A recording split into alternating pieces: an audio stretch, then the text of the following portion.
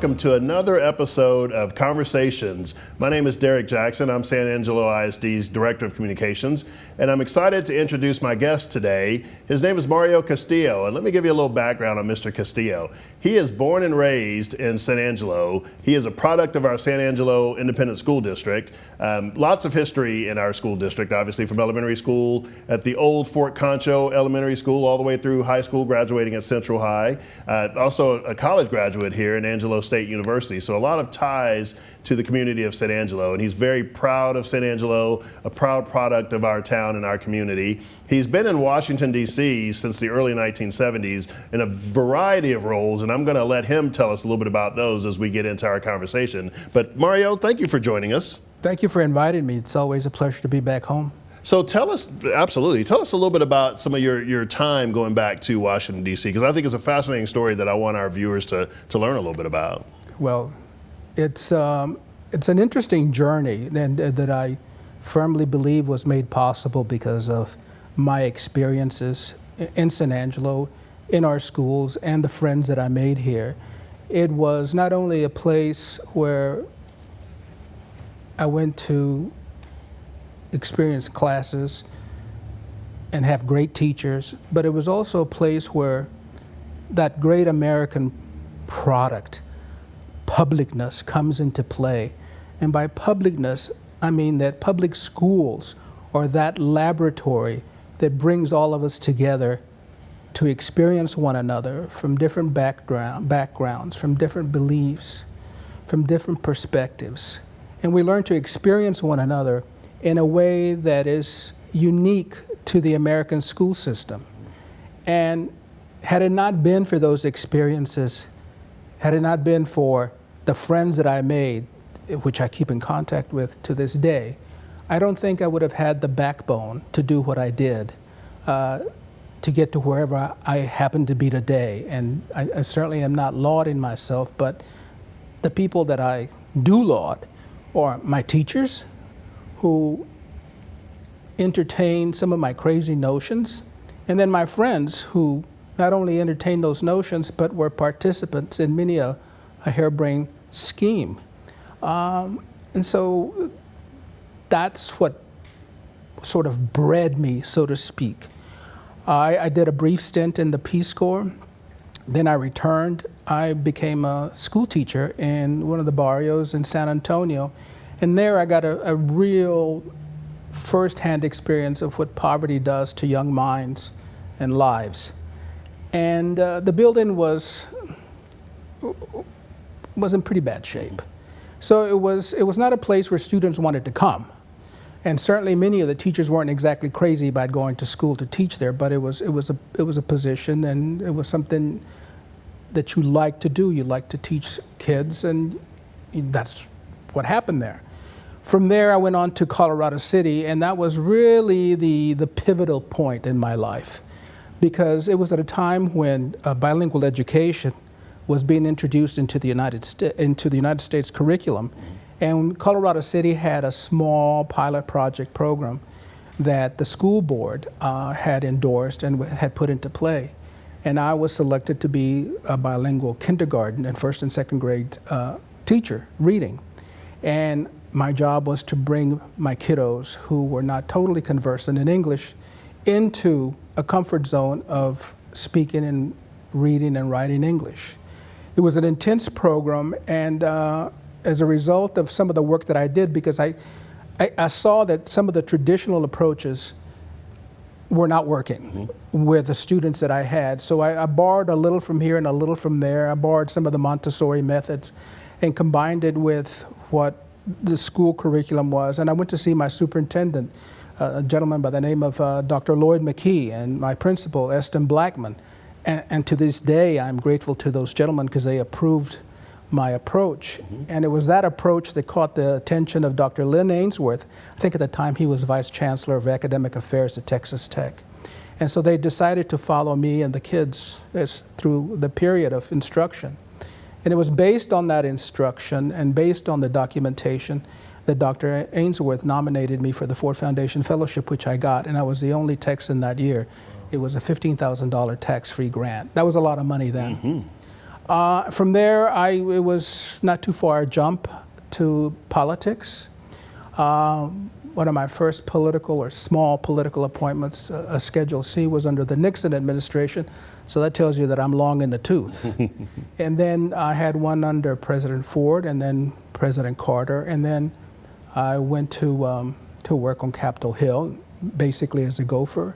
And from there, I moved up the ladder very quickly to eventually become Chief of Staff of the Committee on Agriculture for the House of Representatives with a staff of 70, multi-million-dollar budget, and the committee had jurisdiction then, as it does now, over the United States Department of Agriculture and some other sub-related agencies. There, once again, the lessons that I learned in San Angelo with respect to resiliency, perseverance, and faith in your core values came into play and allowed me to survive many night of long knives. And as a result, I became fairly adept at, or I think I did, or maybe I'm not, but I became fairly adept at the political system and how it works and how it can be made to serve the people and not just the few. And so I founded my own public relations firm, and I was probably one of the first companies doing business behind the then former Iron Curtain in Czechoslovakia, what was then Czechoslovakia. Again, because San Angelo played a part in that. You see, San Angelo, at the height of the Cold War, welcomed the Czechoslovakian ambassador to San Angelo, Ambassador Hustecki and his wife. And he was hosted by a friend of mine, the late Willis Johnson. And he was entertained by Bill Pfluger and his wife and other people, Todd Cargyle and John Cargyle. And it was the warmth of these individuals that made an impression upon the ambassador. And as a result, when I wanted to go into business for myself, there were doors that were opened in Czechoslovakia, but the doorknob was in San Angelo. Wow.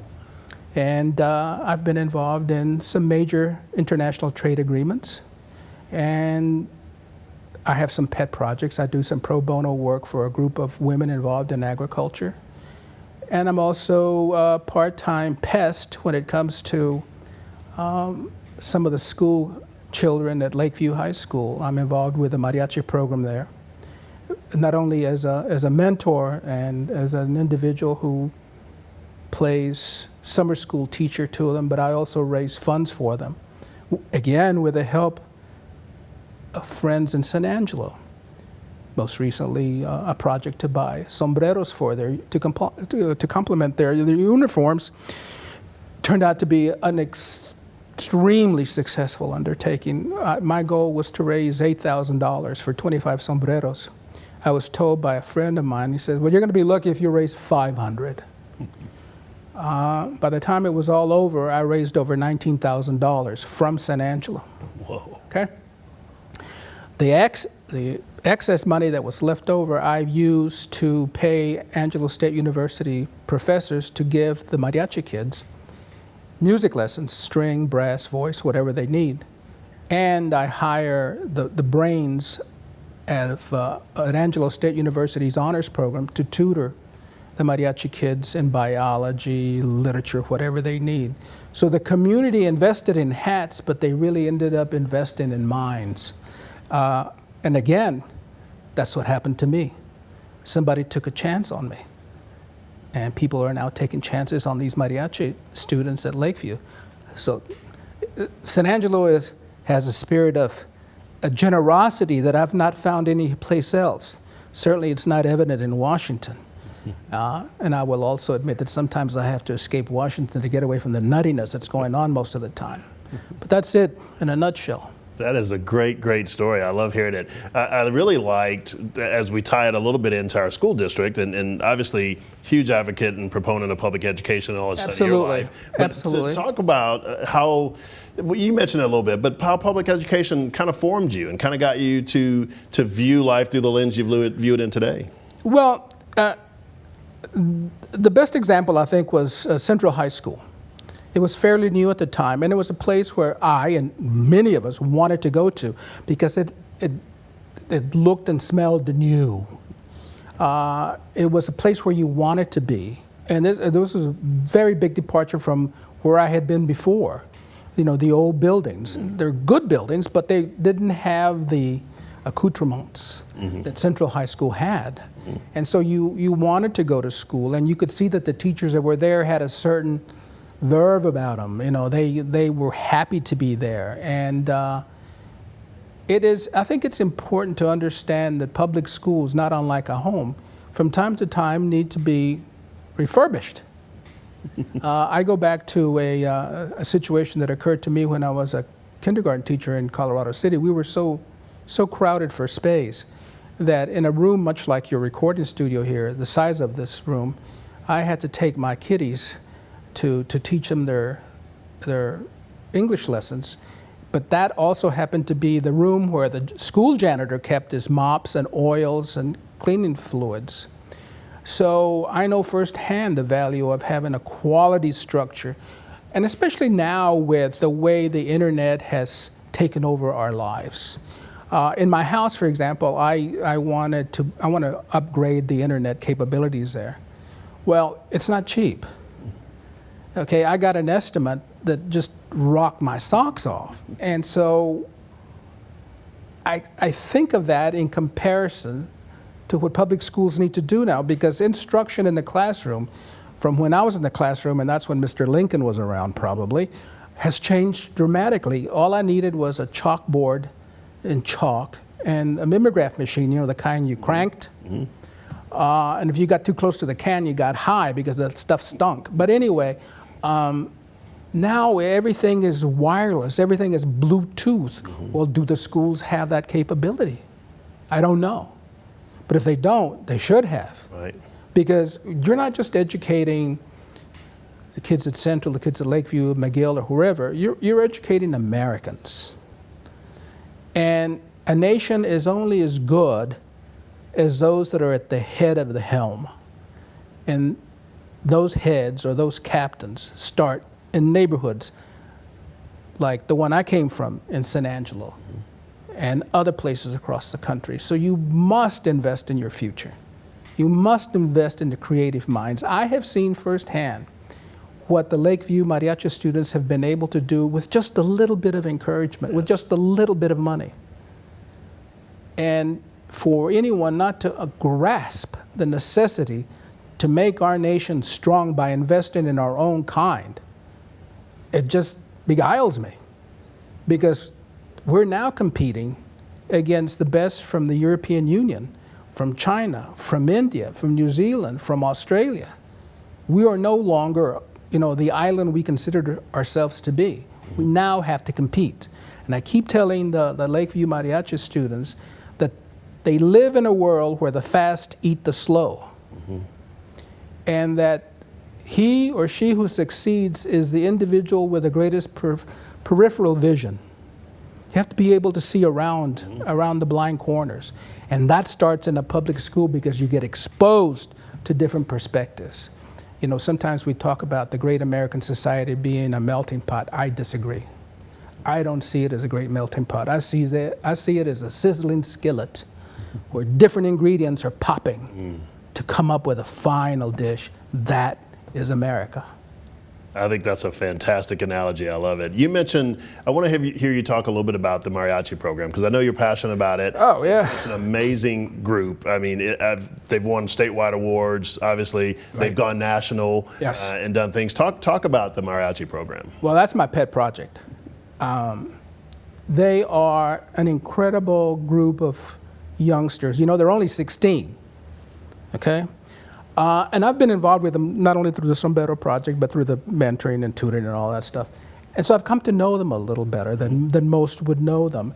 And what I have found to be true of the Mariachi Program, as with any music or arts and humanities program, is that the mind is enriched and developed in from so many different perspectives, right, that it's almost impossible to comprehend what that student is going through.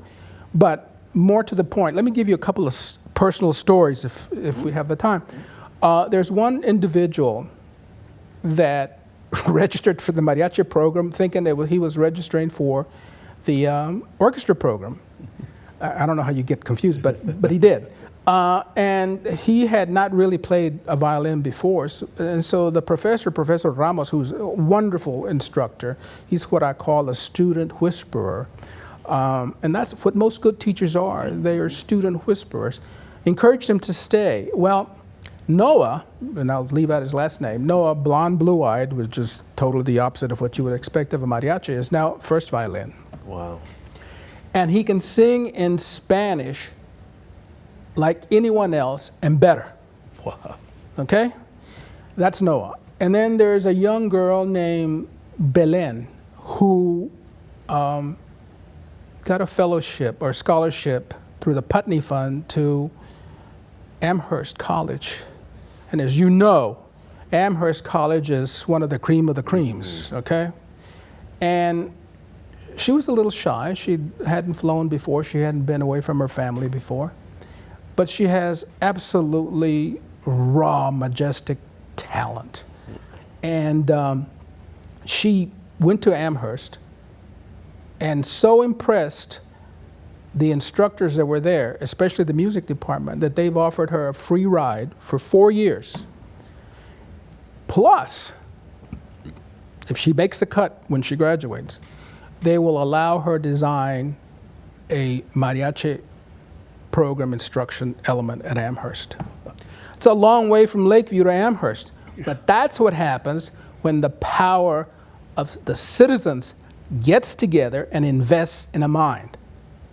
That young girl and that young boy that I told you about, along with all the others, are going to be on the taxpayer payrolls. They're not going to be on the welfare payrolls.